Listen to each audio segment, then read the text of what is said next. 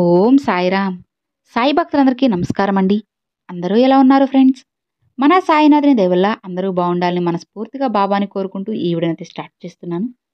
ఇక ఈరోజు వీడియోలో బాబా గారు ఏం చెప్పబోతున్నారు అంటే, తల్లి, ఈరోజు సాయంత్రం నీ జీవితంలో ఒక అద్భుతం జరగబోతుంది. నమ్మి ఈ క్షణమే ఇది విను, అస్సలు వదులుకోవద్దమ్మా అని బాబా గారితో చెప్తున్నారు. మరి బాబా గారు మనకి ఏం చెప్పబోతున్నారో, ఆ అద్భుతం ఏంటో స్వయంగా ఆ సాయినాథుని మాటల్లోనే విందామా? తల్లి, నీ బాబా చెప్పినట్లుగానే ఈ సాయంత్రం లోపు నీ జీవితంలో ఒక అద్భుతం జరుగుతుంది. నమ్మి నువ్వు ఎప్పుడైతే నా మాటలు వినడానికి సిద్ధమయ్యావో ఆ క్షణమే ఆ అద్భుతం ఇంకా దగ్గరగా, ఇంకాస్త దగ్గరగా నీ ముందుకు వచ్చేస్తుందమ్మా. అస్సలు వదులుకోవద్దు బిడ్డా. నీ మనసులో నువ్వు ఎలాంటి పశ్చాత్తాపం కూడా అస్సలు పెట్టుకోవద్దమ్మా. ఎందుకంటే నువ్వు ఎలాంటి తప్పు చేయలేదు. అది నీ బాబాకి కూడా తెలుసు బిడ్డా. మంచి మనసుతో ఉన్న నా బిడ్డలకి ఎప్పుడూ కూడా మంచే జరుగుతుంది. ఎందుకంటే చీమకి కూడా హాని తలపెట్టడానికి గంటసేపు ఆలోచించే నువ్వు, నీకు చాలామంది హాని తలపెట్టాలని చూస్తున్నారు. అయినా సరే దిగులు పడకమ్మా. నీకైనా మంచి జీవితాన్ని నేను నీకు అందిస్తాను. అతి త్వరలోనే నువ్వు మంచి జీవితాన్ని పొందబోతున్నావు. అవును బిడ్డా, నీ జీవితంలో ఇక మంగళకరమైన రోజులన్నీ రాబోతున్నాయి. ఆనందంగా ఉండు. ఈ సాయంత్రం లోపు ఒక అద్భుతం జరిపిస్తాను అన్నాను కదా, మరి అది ఏంటి బాబా అని చాలా ఆతృతగా ఉందా? ఉండు బిడ్డా, నువ్వుకే తెలుస్తుంది. నువ్వే చూడు. నువ్వు కోరిన ఒక మంచి అద్భుతం, మిరాకిల్ అనేది నీ జీవితంలో జరగబోతుంది. ఇక దాన్ని ఆపడం ఎవ్వరి వల్ల కాదమ్మా. ఒక్కటి చెప్తాను విను బిడ్డా. ఇక్కడ ఎవరు తప్పు చేయకుండా ఉన్నారు చెప్పు? అసలు తప్పు చేయని మనిషి అంటూ ఈ ప్రపంచంలో ఎవ్వరూ లేరు. కాకపోతే అలా అందరూ చెప్పుకుంటారు అంతే. నేను ఎలాంటి తప్పు చేయలేదు, నేను మంచిదాన్ని అని ఎవరికి వాళ్ళు చెప్పుకుంటారు. కానీ అలా చెప్పుకున్నంత మాత్రాన తప్పులన్నీ చెరిగిపోతాయా, మాయమైపోతాయా? కాలం అనేది వెనక్కి వెళ్ళిపోతుందా చెప్పు? ఎవరు మర్చిపోయినా సరే కాలం అనేది అందరి తప్పుల్ని గుర్తుపెట్టుకుని ఉంటుంది. అవి ఎవరికి ఎప్పుడు అందించాలో అప్పుడు తప్పకుండా అందిస్తుంది. ఓటమి అనేది అందరికీ వస్తుందమ్మా.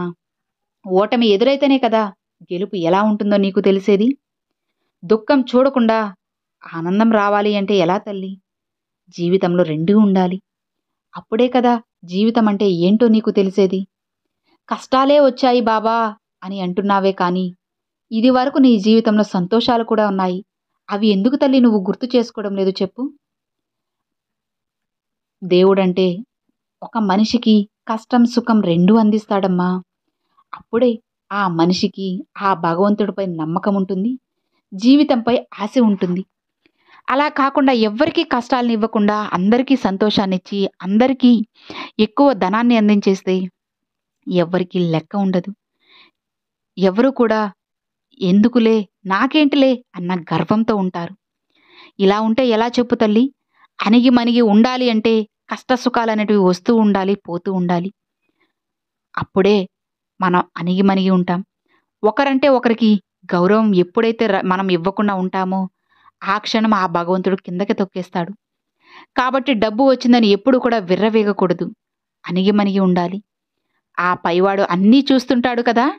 ఎప్పుడైతే నీకు ధనం వచ్చిందని నువ్వు విర్రవీగుతూ గర్వంతో ఉంటావో ఆ క్షణం అమాంతం నిన్ను కిందకి లాగేస్తాడని తెలుసుకోవాలి. కాబట్టి ఎప్పుడూ కూడా గర్వపడకూడదు. ఉన్న దాంట్లోనే సంతృప్తి పడు, సంతోషంగా ఉండు. అదే నీ జీవితానికి కోట్ల ఆస్తిని తెచ్చిపెడుతుంది. అలా కాకుండా లేని దానికోసం ఆరాటపడుతూ ఏదో చేయాలి, ఇంకేదో చేయాలి అని అనుక్షణం ఏదో ఒకటి చేస్తూ ఉంటే నీ మనశ్శాంతినే కదా నువ్వు కోల్పోవాల్సి వస్తుంది. కాబట్టి ఎప్పుడూ అలా చేయకు బిడ్డా. ఒకటి వదులుకుంటేనే కదా ఇంకొకటి నీ దగ్గరికి వస్తుంది. కష్టాల్ని వదిలేసేయ్, అప్పుడే సంతోషం నీ దగ్గరికి వస్తుంది. సంతోషం నీకు కావాలి అంటే నువ్వు కష్టపడాలి. అప్పుడే కదా సంతోషం అనేది నీ దగ్గరికి వస్తుంది. అలా కాకుండా బాబా నాకు ఇలాంటి కష్టాలు ఏమీ వద్దు, నాకు సంతోషమే కావాలి అంటే ఎలా తల్లి? అలా చెప్పడం, అడగడం నీకేమైనా న్యాయంగా ఉందా చెప్పు? కోరికలు తీర్చమని అడుగు, అది న్యాయంగా ఉంది. నీ సమస్యలకు పరిష్కారం చూపమని అడుగు, అది కూడా న్యాయంగానే ఉంది.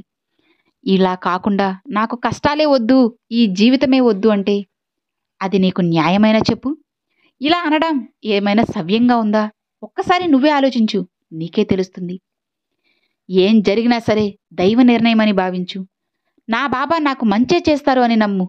అప్పుడు ఖచ్చితంగా నీకు మంచి జరుగుతుంది బిడ్డా. నీ తెలివితేటల్ని మంచికి ఉపయోగించు. అవి ఖచ్చితంగా మంచే జరుగుతాయమ్మా. కాస్త నిదానంగా ఆలోచించు. ఖచ్చితంగా నీకు ఒక మంచి పరిష్కార మార్గం అనేది దొరుకుతుంది. నీ సాయి మాటలు అస్సలు పొల్లుబోవమ్మా. నీ సాయి చెప్పినవి చెప్పినట్లుగా అన్నీ అలానే జరుగుతాయి. నీ సాయి చెప్పేది అంతా జాగ్రత్తగా మనసులో గుర్తుంచుకో. అప్పుడు నీ జీవితం నీకు నచ్చినట్లుగా సంతోషంగా ఉంటుంది తల్లి. మంచితనం అనేది మనిషిని బుద్ధుణ్ణి చేస్తుంది. ఒక తప్పుని మన్నించవచ్చు లేదా మర్చిపోవచ్చు.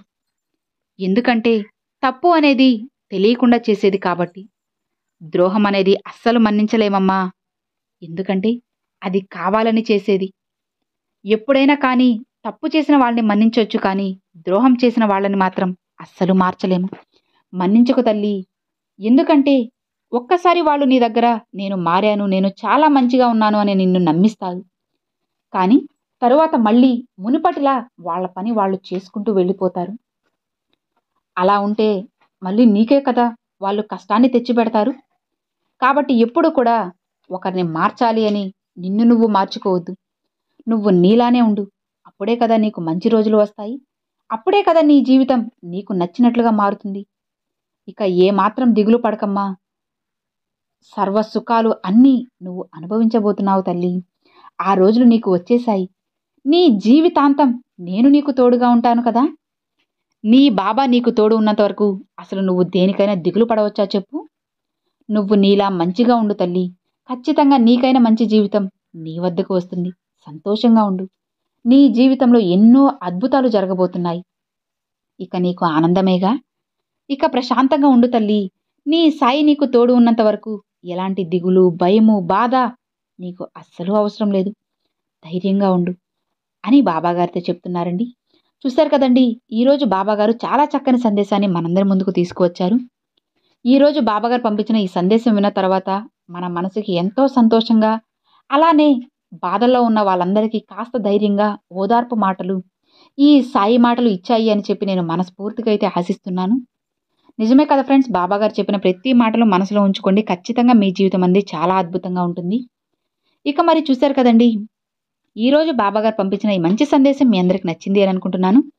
నచ్చితే ఒక చిన్న లైక్ చేయండి. మరికొంతమంది సాయి భక్తులకు షేర్ చేయండి. ఫస్ట్గా మన ఛానల్ చూసేవాళ్ళు సబ్స్క్రైబ్ చేసి సపోర్ట్ చేయండి ఫ్రెండ్స్.